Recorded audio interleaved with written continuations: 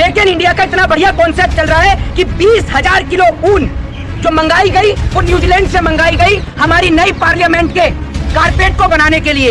एक और देश के प्रधानमंत्री जी आत्मनिर्भर की बात करते हैं, मेक इन इंडिया की बात करते हैं, वोकल फॉर लोकल की बात करते हैं, और दूसरी ओर 20,000 किलो ऊन जो है वो न्यूजीलैंड से मंगाई गई। क्या देश के प्रधानमंत्री जी को हमारी ऊन इंडस्ट्री के ऊपर भरोसा नहीं था? जो देश के प्रधानमंत्री जी ने 20,000 किलो ऊन जो है वो न्यूजीलैंड की 9,64,000 पोस्ट सेंट्रल गवर्नमेंट के जो सिविल डिपार्टमेंट है उनमें खाली हैं। और आपको बता दूं कि 1,55,000 से ज्यादा पोस्ट आर्मी के अंदर, नेवी के अंदर, इंडियन एयरफोर्स के अंदर खाली हैं। यानी टोटल मिलाकर सेंट्रल गवर्नमेंट के अंदर यानी केंद्र सरकार के अधीन आने वाले डिपार्टमेंट में 11,19,000 पद खाली। पेपर लीक हो रहे हैं। इस देश के अंदर लोग अस्पताल की लाइनों में लग रहे हैं।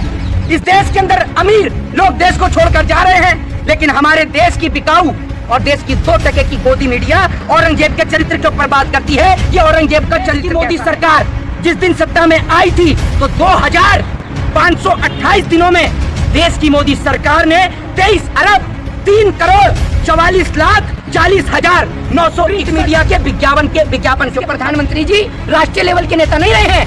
हमारे देश के प्रधानमंत्री जी अब अंतर्राष्ट्रीय क्रम के नेता बन गए हैं। जो मणिपुर के ऊपर उनका ध्यान नहीं जाता, हरियाणा के ऊपर उनका ध्यान नहीं जाता, उनका ध्यान अगर जाता है तो कहाँ जाता है कि रसिया और यूक्रेन को। कल आपने सुना कि संसद में प्रधानमंत्री ने कितना बढ़िया भाषण दिया है कि विपक्ष पर जो है इतना तीखा हमला बोला है।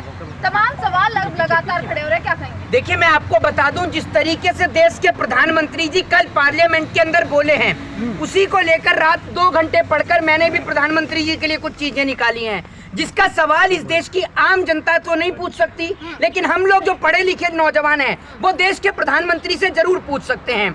देश के प्रधानमंत्री का सबसे पहला कॉन्सेप्ट, जो प्रधानमंत्री जी बोलते हैं उसके विपरीत काम करते हैं। कल देश के प्रधानमंत्री पार्लियामेंट के अंदर मेक इन इंडिया को लेकर बोले, जिस तरीके से देश के प्रधानमंत्री आत्मनिर्भर को लेकर बोले, तो मैं बताना चाहता हूं सबसे पहले प्रधानमंत्री के मेक इन इंडिया के कॉन्सेप्ट को लेकर।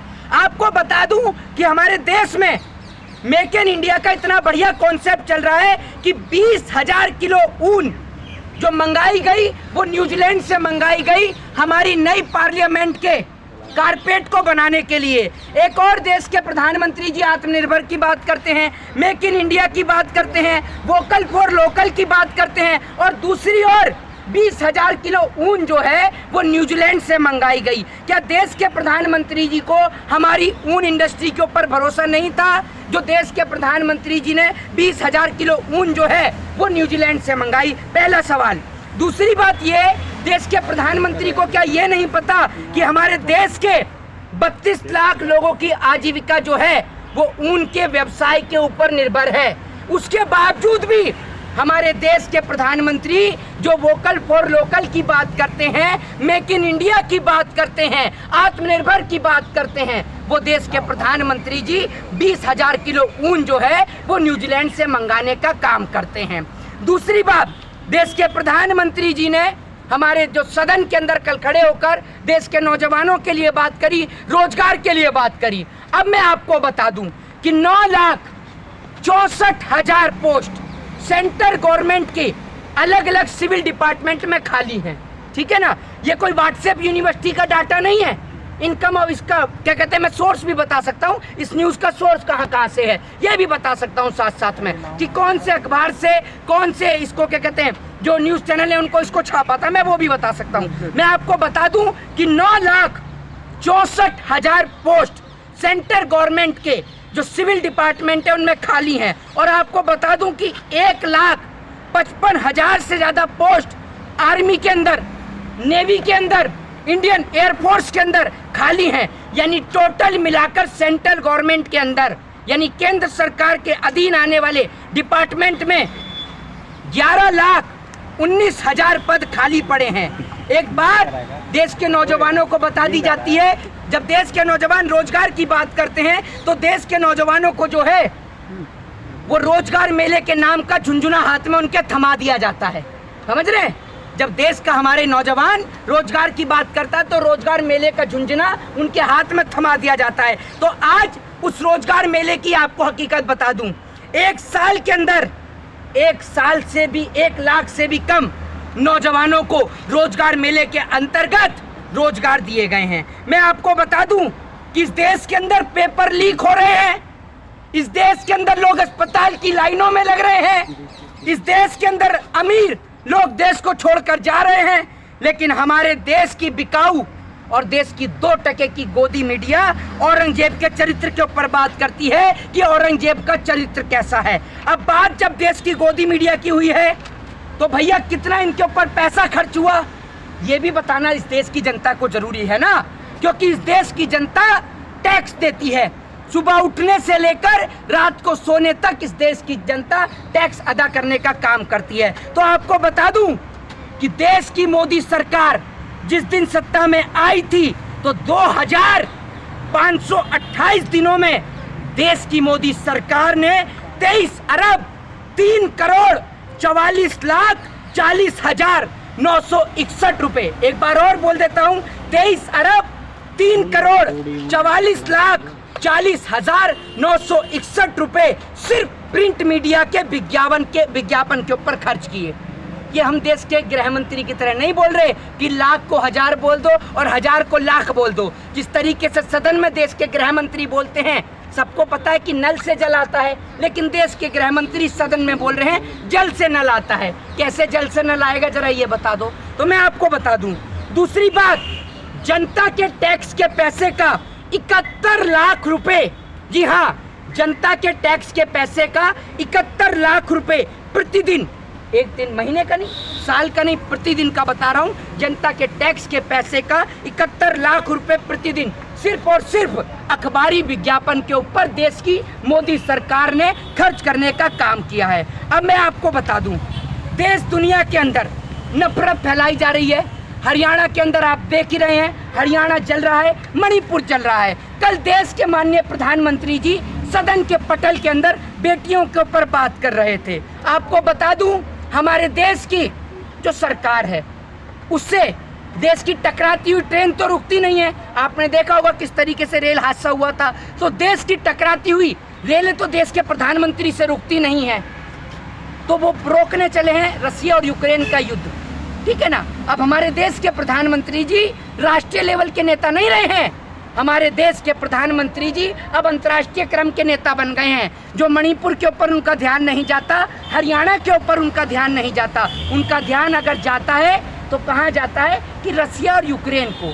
जो प्रधानमंत्री एक फोन पर रसिया और यूक्रेन का युद्ध रुकवा देता है, वो देश का प्रधानमंत्री आज हरियाणा और मणिपुर को शांत नहीं करवा पा रहा है। मैं आपको बता दूं, जिस तरीके से देश में नफरत फैलाई जा रही है, और आपको बता दूं जिस तरीके से कल देश के प्रधानमंत्री जी संसद के अंदर बात कर रहे थे मणिपुर के ऊपर भी और बेटियों के ऊपर भी, तो आपको बता दूं कि ये डाटा हरियाणा का, इस देश के अंदर पिछले 5 वर्षों के अंदर 2,75,000 बच्चे गायब हुए हैं। आपको बता दूं, ये आंकड़ा union minister of women's and child department ने जो है, डेवलपमेंट ने जो है, वो संसद को बताया। एक बार और बता दूं कि पिछले 5 वर्षों में 2,75,000 बच्चे इस देश से गायब हुए हैं। जो आंकड़ा union minister of women's and child development ने संसद को बताया, जिसमें से जिस हरियाणा में नफरत फैलाई जा रही है, आपको बता दूं, उस हरियाणा में से गायब बच्चों की संख्या 2,512 है, जिसमें से 1502 महिलाएं हैं। आप महिला हैं, आपको बता दूं जिस तरीके से महिलाओं को देश में निर्वस्त्र भी किया जा रहा है, और हरियाणा के अंदर से 1,502 महिलाएं जो हैं वो गायब हैं। हरियाणा की सरकार देश के नौजवानों का ना भविष्य बचा पा रही है और ना उनका वर्तमान बचा पा रही है, ये मैं आपको बता दूं। और दूसरी बात ये, हरियाणा की सरकार जो है वो जिस तरीके से बेरोजगारी हो रही है, बेरोजगारी पे मनोहर लाल खट्टर चर्चा करने को तैयार नहीं है। हरियाणा आज पेपर लीक के मामले में नंबर 1 पर चल रहा है, ये किसी को बताने की जरूरत नहीं है, सबको पता है। सरकार से अगर बेरोजगारी को लेकर पूछ ले तो हमारे देश की सरकार सीईटी की परीक्षा की चर्चा करती है। देश की सरकार ने एक सीईटी का नाम का झुंझुना इस देश की जनता के हाथ में थमाया। आपको बता दूं, सरकार ने कहा था, मैंने नहीं कहा था, इस सरकार ने कहा था कि सीईटी की परीक्षा 2 बार होगी, सीईटी की परीक्षा 2 बार होगी। और मैं आपको बता दूं कि अब तक 4 साल में सीईटी की परीक्षा सिर्फ एक बार हुई है। उस सीईटी की परीक्षा को लेकर अभी तक सवाल खड़े हुए हैं। और मैं आपको बता दूं कि उस सीईटी की परीक्षा के बाद जो रिजल्ट आया, उसमें जो क्वालिफाई करे हैं लोगों ने, जो बच्चों ने जो क्वालिफाई किया है, वो मैं आपको बता दूं कि उसमें से सिर्फ एक जिन्होंने क्वालिफाई किया है, उसमें से अब सरकारी आदेश के अनुसार वैकेंसी में केवल 4 गुना परीक्षार्थी अगले पेपर में बैठ पाएंगे। बाकी के परीक्षार्थियों का क्या होगा, मैं पूछना चाहता हूं, क्या सरकार क्या चाहती है कि सारी जिंदगी हम सिर्फ पेपर देने में ही लगाते रहें, हमारी जिंदगी सिर्फ पेपर देने में ही निकल जाए और उसके बाद सरकार हमसे ये कहे कि आपकी तो उम्र ही निकल गई है। दूसरी ओर सरकार हमारी और नौजवानों की ओर ध्यान देने का काम ही नहीं कर रही है। देश की सरकार सिर्फ इस देश के नौजवानों को पागल बनाने का काम कर रही है और कुछ नहीं कर रही है। इस देश के टीवी एंकर 24 घंटे टीवी पर, नेशनल चैनल पर सिर्फ और सिर्फ जहर घोलने का काम करते हैं। देश का पैसा सिर्फ और सिर्फ विज्ञापन पर और चुनावी प्रचार पर उड़ाया जा रहा है। ये वीडियो विशेषकर इस देश के नौजवानों के लिए, जो नौजवान हिंदू और मुसलमान के नाम पर आज आपस में लड़ रहे हैं, जो नौजवान हरियाणा और मणिपुर को भूल चुके हैं। एक और हम कहते हैं कि हम चांद पे पहुंच चुके हैं। अरे हम लोग जमीन पर रहने लायक नहीं बचे, क्योंकि जिस देश में बेटी को सीता समझकर, देवी समझकर पूछा जाता है, जिस देश में नवरात्रि के 9 दिन बेटी की आरती उतारी जाती है, उस देश में बेटी को निर्वस्त्र किया जा रहा है। जब बात संसद के पटल पर संविधान की होती है तो एक बात का जिक्र करे बिना हम बिल्कुल नहीं रह सकते। आपको इसके अंदर अमीर के लिए अलग संविधान है और गरीब के लिए अलग संविधान है। अब आप पूछेंगे कैसे? इस देश के संविधान निर्माता बाबा साहब भीमराव अंबेडकर ने संविधान सबके लिए एक समान बनाया था, लेकिन आज उस देश के अंदर आप देख रहे हैं किस तरीके से मौजूदा सरकार संविधान की अवहेलना कर रही है, संविधान की धज्जियां उड़ा रही है। मैं आपको बता दूं कि उमर खालिद बिना ट्रायल के 1000 दिन से जेल के अंदर हैं, अब तक ट्रायल नहीं हुआ है।